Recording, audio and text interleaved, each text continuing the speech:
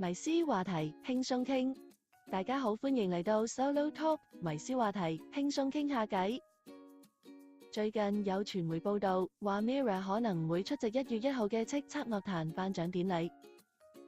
呢個消息一出，網民就議論紛紛，有好多唔同嘅意見。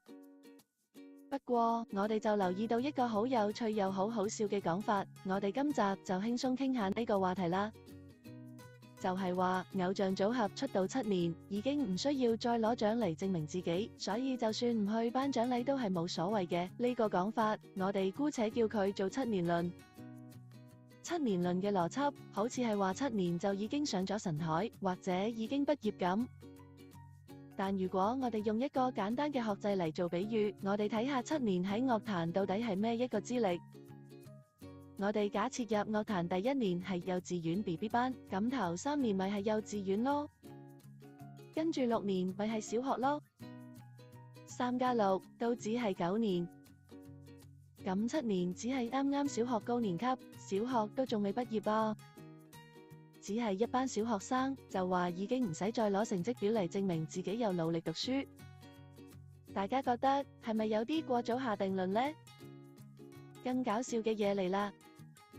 如果你話7年就唔使證明，咁出道20年、30年嘅前輩歌手呢？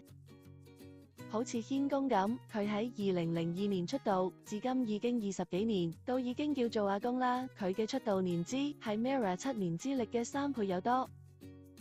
一個出道20幾年嘅前輩，佢前年仍然落區拉票，爭取我最喜愛男歌手呢個人氣獎，證明佢仲係有心有力。仲有鄭秀文，佢喺1990年正式出道，入行都超過30年啦，但係佢上年都有嚟攞我最喜愛女歌手呢個大獎。佢哋都係用行動證明緊，獎項其實唔止淨係用嚟證明實力，而係用嚟多謝樂迷同肯定作品。其實大家睇返每年嘅叱咤頒獎禮現場，在座嘅每一位歌手，好多嘅資歷都深厚過 Mirror 好多。但係佢哋都仍然坐喺度參與其中，尊重呢個樂壇盛事，呢份禮貌同傳統值得大家拍拍手。所以話，如果連校長級嘅歌手都仲出嚟支持同爭取獎項，一班樂壇小學生就話唔使證明，個龍門真係搬得好隨意。你哋覺得呢個樂壇7年論係咪真係成立呢？7年究竟係樂壇畢業定係樂壇小學生呢？歡迎大家留言分享你哋嘅意見，一齊輕鬆討論下啦。最後，如果大家鍾意鬆趣迷思輕鬆傾，就請訂閱我哋頻道，你嘅支持好重要㗎，多謝大家。